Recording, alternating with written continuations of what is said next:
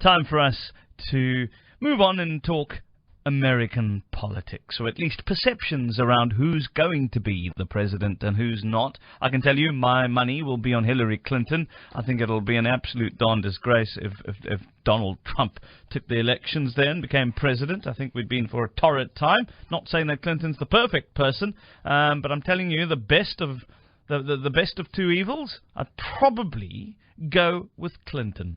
But Americans will soon obviously head to the polls. Tomorrow they'll head to the polls, as a matter of fact, that race between Hillary Clinton and Donald Trump.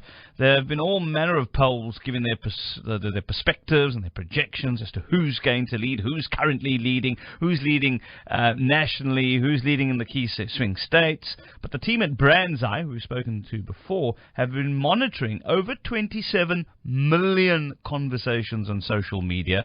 This is to spot trends and to see the likely outcome of the elections, much like they did for the Brexit vote and for our local government elections in August as well, and we spoke to them around those. JP Klopper is the CEO of BrandsEye. He's in London at the moment. JP, good morning. Good morning. Good morning. Good to chat to you. Great, man. Just explain to us once again, very briefly, how it actually works, how you go about monitoring. And yes, it's one thing to be able to monitor, but filtering all of this and making some sense of it. How does that? How do you come about that? Yeah, that's the tricky bit. So we track all the conversation coming from the U.S. Where anybody's mentioning the elections or Trump or Clinton or voting. Yeah. So we kind of cast the net as wide as we can. We then kind of distill that down into the various states, and so per state we can see there are probably 60,000 people speaking per week from a state like Florida. So these are big numbers of people that are speaking.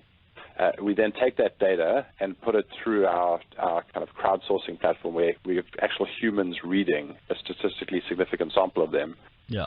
And that then gives us an idea in that state, both what was noise, getting rid of just people who are sharing news or just sharing content, as opposed to those who are expressing an opinion, i.e. who they're backing. And then based on those who are expressing an opinion, we then infer a poll from that, if you like. So bear in mind, we're not going out and asking people who they're going to vote for. Sure. This is people of their own volition on social media saying, I'm going to vote Trump or I'm going to vote Clinton, whichever way it is, or just being critical of one or the other candidate. So based on that, we can then look at, okay, week by week, how's advocacy for the candidates shifting. So what do we... Sorry, I'll tell you why I'm rushing you. We are running out of time. We're just about to hit the news. But so what do your stats tell you at the end of the day?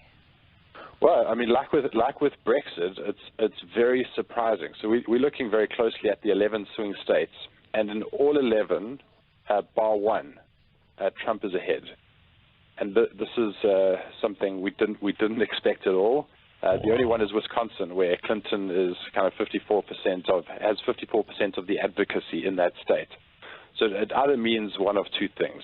Either we've radically underestimated the influence that Trump has, or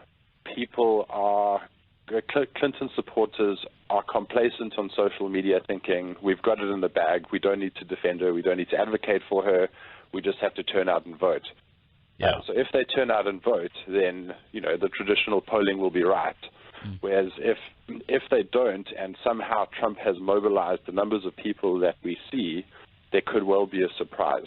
And that's the scary thing, as you mentioned a few minutes ago, that we're facing in the US elections. Tell you what, JP, I'm hoping that it's the Clinton people sitting by going, we've got this in the bag. But thank you so much for joining us this morning, JP Klopper, CEO of BrandsEye. It is 7 o'clock.